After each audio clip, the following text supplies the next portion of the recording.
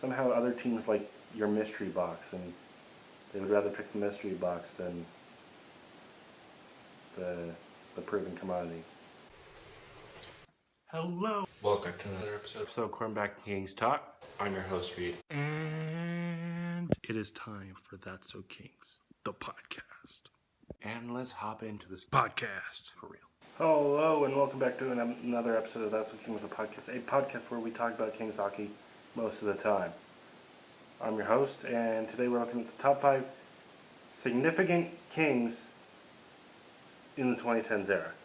And remember, top 5s are significantly opinionative, so this is my opinion who made the biggest impressions on me. So you can have your own top 5 list. Do what you want. Let's just hop into this video. But first, thank you to all who's listening the audio version on Buzzsprout Audio Network, as in Apple Podcast, Stitcher, Amazon Music, Deezer, all the good ones. And if you're seeing this on YouTube, thank you very much as well. Let's officially get this thing rolling. Hit the first switch, you know it.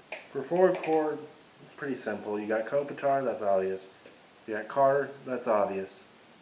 You got Mike Richards, yes, it's kind of weird how it ended, but the way it started, it was actually pretty nice. He was actually a key factor in the first cup. And then Trevor Lewis, the most underrated King ever in this era. And then another weird one is Brad Richardson I have up there, so that's the 5. Brad Richardson was one of those veteran guys that helped them push it into fruition in 2012. An honorable mention is Jared Stoll. Look up the goal he scored against Vancouver in 2012. It's pretty nice. There's a lot of themes like that. It's like there's the obvious ones, there's the semi-obvious ones, and then there's like the ones that mean more to the team than like flashiness. On to the wingers. As for wingers, there's your obvious ones like Conn Smythe and Justin Williams, or leading the goal scorer of the 2014 playoffs, Marian Gaborik. I'm also inserting Dustin Brown into the wingers category, and you're going to play top 5. Who's the freaking captain of the 2 cups? I don't know why I mentioned him in my original recording, so add him. You also have Tyler Toffoli, who was a Swiss Army knife. You had Dustin Penner, who had key moments. You also had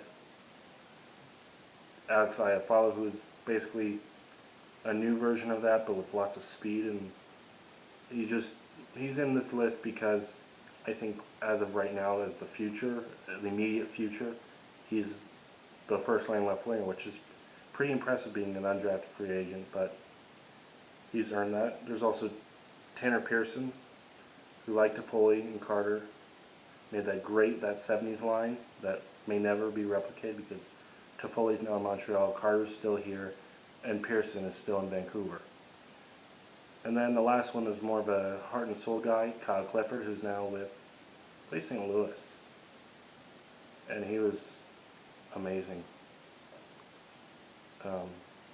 He had everyone's back, and I think Toronto sort of re-signed him, not because of the second round pick thing, but I think they needed some more grit and sandpaper in their lineup.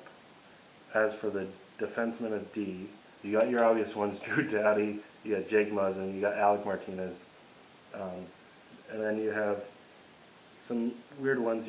I included a tie for the last spot with Scuderi and Derek Forbort just because they were Drew Doughty partners, which I don't know, that's kind of cheating.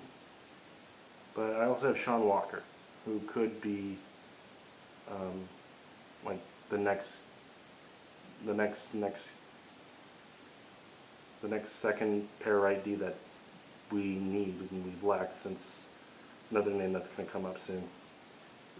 You can put on Matt Roy on this list. He's not Matt Waugh. He's from Michigan.